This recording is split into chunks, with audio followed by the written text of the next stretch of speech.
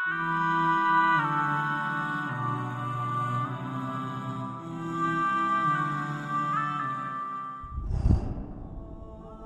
হামদুলিল্লাহ ওয়াসসালাতু ওয়াসসালামু আলা রাসূলিল্লাহ আম্মা বা'দ।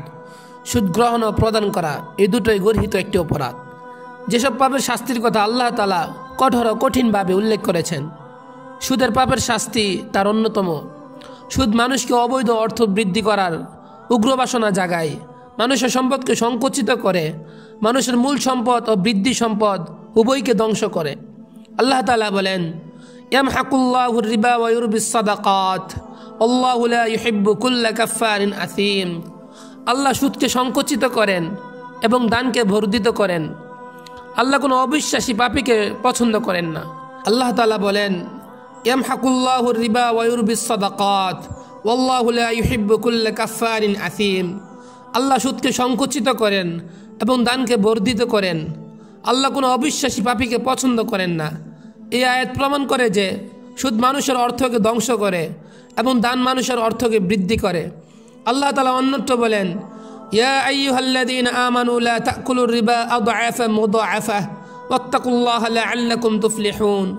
হে ঈমানদারগণ, তোমরা চক্রবৃদ্ধি হারে সুদ খেও না, তোমরা আল্লাহকে ভয় করো যাতে তোমরা সফলতা লাভ করতে পারো।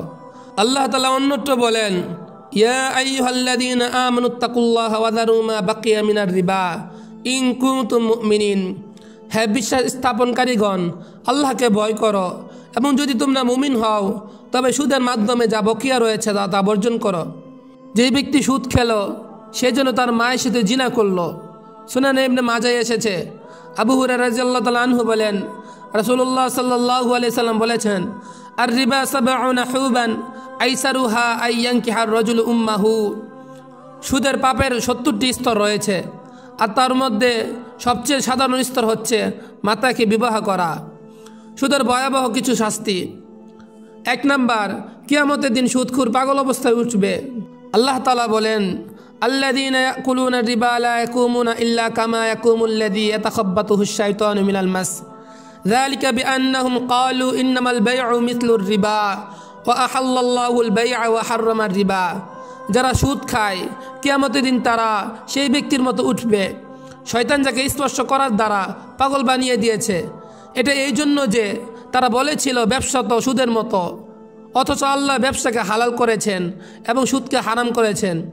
২ নাম্বার, সুদখোর আল্লাহ এবং তার রাসূলের বিরুদ্ধে যুদ্ধ করবে। আল্লাহ তাআলা বলেন, ফাইল্লাম তাফআলু ফাআযানু বিহারবিম মিনাল্লাহি ওয়া রাসূলিহি। যদি তোমরা সুদকে পরিত্যাগ না করো তাহলে আল্লাহ এবং তার রাসূলের পক্ষ থেকে যুদ্ধের ঘোষণা শুনে নাও।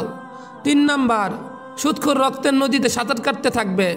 সহিহ বুখারীতে এসেছে, সামুরা ইবনে জুনদুব রাদিয়াল্লাহু তাআলা আনহু বলেন, নবী সাল্লাল্লাহু আলাইহি সাল্লাম বলেছেন, আজ রাত্রে আমি স্বপ্নে দেখেছি যে ২ ব্যক্তি আমার নিকট আগমন করে আমাকে এক পবিত্র ভূমিতে নিয়ে গেল। আমরা চলতে চলতে এক রক্তের নদীর কাছে উপনীত হলাম। নদীর মধ্যস্থলে এক ব্যক্তি দাঁড়িয়ে আছে এবং আরেক ব্যক্তি নদীর তীরে, তার সামনে পাথর পড়ে রয়েছে। নদীর মাঝখানে লোকটি যখন বের হয়ে আসতে চায় তখন তীরের লোকটি তার মুখে পাথরখণ্ড নিক্ষেপ করে তাকে স্বস্থানে ফিরিয়ে দিচ্ছে। এভাবে যতবার সে বেরিয়ে আসতে চায় ততবারই তার মুখে পাথর নিক্ষেপ করছে আর সে স্বস্থানে ফিরে যাচ্ছে। আমি জিজ্ঞাসা করলাম, এই ব্যক্তি কে? সে বলল, যাকে আপনি রক্তের নদীতে দেখেছেন সে হলো সুদখোর।